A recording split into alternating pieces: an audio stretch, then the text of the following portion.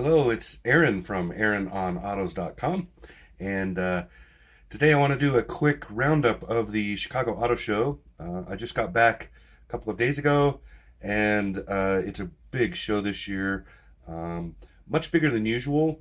There were more vehicles unveiled than I can remember in 6 or 7 years of going now. It was the anniversary of a lot of things, so this was like an anniversary show where they had the 35th anniversary of the minivan, 30th anniversary of the Mazda MX-5, the Miata, anniversary for the Acura NSX, lots of cool stuff. There was some unveilings.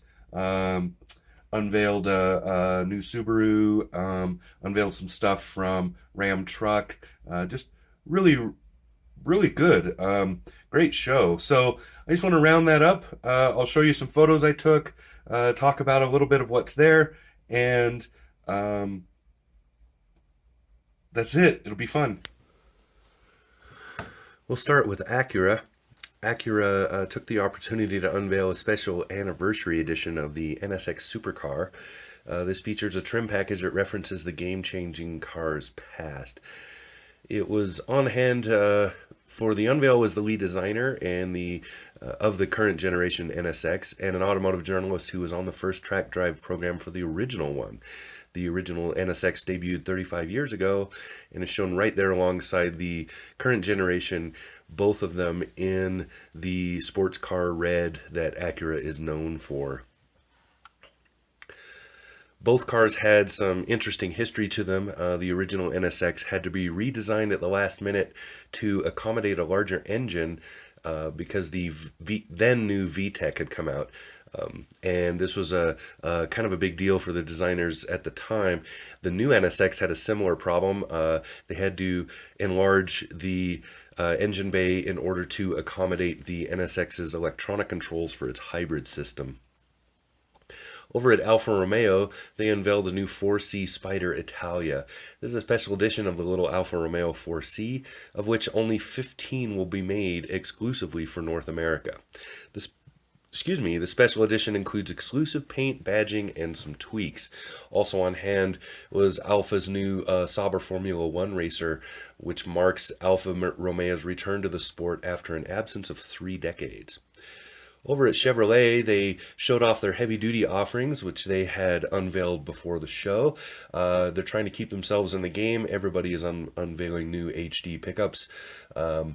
There's also Camaros, Corvettes, and the usual eye grabbers out there. And this is a big year for Chevy. There's also the Chevrolet Lego Silverado. This is the full-size, 2-scale Chevrolet Silverado pickup truck made entirely from Legos. Behind that display is an area where young and old can go in and make a smaller version of that same truck. Over at Chrysler, they're celebrating anniversaries. This is the 35th anniversary of the minivan, which is kind of a big deal for Chrysler. They only have 2 cars. One of them is a minivan. The Heritage Edition, or the Heritage, I don't know what I'm saying. Anyway, they pulled out of the museum a Heritage First Generation 1984 Plymouth Voyager minivan. I got to sit in it. It's got faux wood. It's got shag interior. It's really, really cool. On the display at Chrysler, right next to that is a current generation 2019 Chrysler Pacifica, showing what you can do with the two of them. Showing that, how it's evolved over time. The minivan segment is actually growing again, not surprisingly, honestly. So, not too far from Chrysler is Ford. Right before the show Ford unveiled the new F-Series Super Duty line of pickups. The Chicago show is the first time they're being shown publicly, so you can see all the new F-Series, F-250, 350, etc. Heavy-duty pickups over there. Also, Ford unveiled an F-150 collaboration with Harley-Davidson. Has special paint and all the other stuff, but it also has a exhaust system that is tuned to sound like a Harley-Davidson. It's really cool. So that's pretty neat. Also on display, you remember at the Detroit show, Ford unveiled the 2020 Ford Explorer. This is the new rear-wheel drive platform for that SUV. And at the Chicago show, Ford unveiled a whole host of Yakima accessories for that Explorer. This includes bike racks on the roof, other stuff on the roof, things hanging off the back, all kinds of stuff. Really kind of neat. Not far away is Jeep. Jeep didn't have anything to unveil at the show, but they did have a lot of stuff to show off. So the new Gladiator is front and center at Jeep. Really looking forward to this pickup truck because it's something that people have been really long waiting for. It's about to come out. It's going to be out for the 2020 model year, and some of us are going to be lucky enough to get to go drive it next month. Really, really cool. They have the Mopar out one, so they have one with a bunch of Mopar accessories on it on display there. They also have a what was the other one? There's lots of aftermarket people with Jeeps too. I forgot about all that. And the Jeep Experience. Don't ignore that. The Jeep Experience is a lot of fun. You get to ride along in Jeeps going up and down big platforms and off-road simulations and stuff. It's pretty cool. Not too far from Jeep, about 2 booths over, is Kia. Kia seems to have kind of gotten tired of being the quiet Korean automaker, and they've really pulled it out for this show. The Telluride crossover that unveiled, this is their new big 3-row that they're trying to make into a lifestyle vehicle, not just yet another family 3-row. That's on display all over the place in their booth. They've got several of them. They've got I have a little cold going on, it's annoying.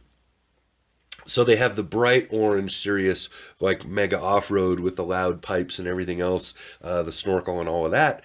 I got to drive that briefly just in the garage, but they've also got it on their Telluride Experience that they'll take you out and they'll bounce it around a little bit with you on this special course inside the show floor.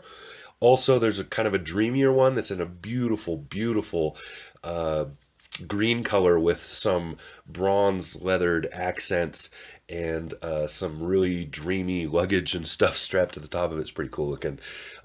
Also on display is the Kia Stinger sports car in the carbon fiber option or setup that they did at SEMA. So it's lots of carbon fiber, all the things in a Kia Stinger. Really kind of cool. And then surprisingly, they unveiled the refreshed version of the 2020 Kia Sportage. So this is the little bitty crossover. It's just a kind of a styling revamp. Really cool. So it's just some light changes there.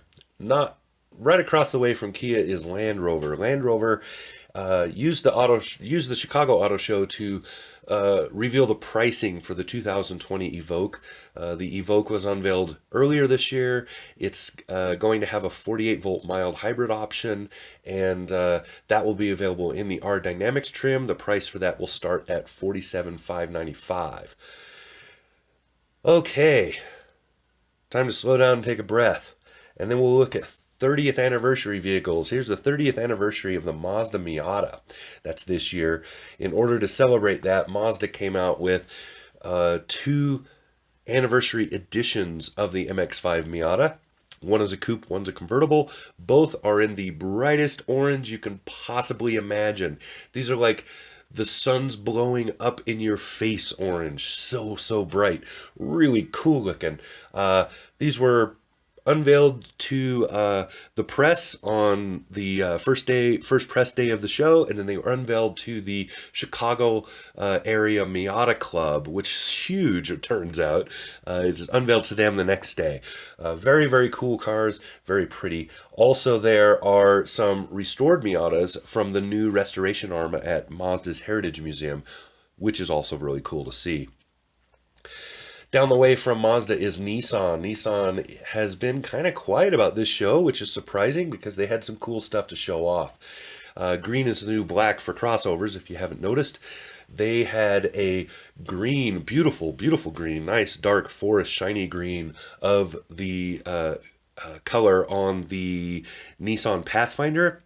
And they used that to debut the new Rock Creek Edition, or Rock Creek, depending on where you're from. So the Rock Creek Edition is a value package, basically. They throw on a whole bunch of stuff, somewhere around 2,000 some dollars if you buy it all singly. You get it for like 900 bucks, and then they have it tricked out with some extras like some roof rack and bike rack accessories. Really cool looking there, and the Rock Creek is kind of neat. Also, they unveiled the 2020 Nissan Rogue Sport.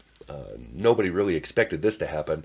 This is a light refresh, but it's a big one for that little Rogue Sport. The Rogue Sport is called the Qashqai if you're anywhere else but the US. This is the tiny two-row of the Rogue, much, much smaller. It's not even loosely based on the Rogue. They're two completely different platforms. But anyway, the Rogue Sport has a better new look to it. It's a lot more sophisticated up front. It's a good look for it, and it differentiates it from the Rogue.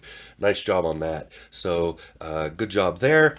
Then we go to the far back corner over by Chrysler. You have Ram Truck. Ram Truck has a gigantic display this year, and they need it because they unveiled their new heavy duty chassis cab variants for the Ram trucks.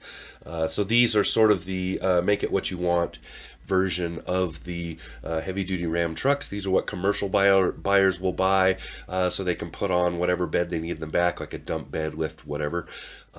They also unveiled for the first time ever as a luxury chassis cab. So this is basically a Ram Laramie Longhorn edition of the heavy-duty in a chassis cab, so you can put whatever kind of bed you want on the back of it. I don't think that's ever happened before. Really cool to see. Specialized haulers will love that. Also unveiled is a new multifunction tailgate for the Ram 1500 series. So in the half tons, you can get this tailgate that opens in a 60-40 split, with 60% of it opening to the left towards the driver's side, the other 40% open to the right towards the passenger side. There's a new bed step that goes underneath the bumper that pops out to make it climbing in easier. The open door can be used as a handle to climb in, and that open door holds something like 2,000 pounds. It's got huge, nice hinges on it. I do wish that those hinges were double hinged, so it would swing all the way around to the side of the truck when you want it. The bed also stays together and opens like a regular tailgate. So all of this really cool, and it can be done with a trailer attached, which is a pretty big deal. So very good job on that, Ram. That was easily the star of the show. I don't think anything that I talked about got more attention than that. So going to the other side, we go to Subaru. Subaru had a really surprising unveil. Totally unexpected, but Subaru pulled the covers off the 2020 Subaru Legacy. So this is the top line vehicle in Subaru's lineup. This is their premium sedan.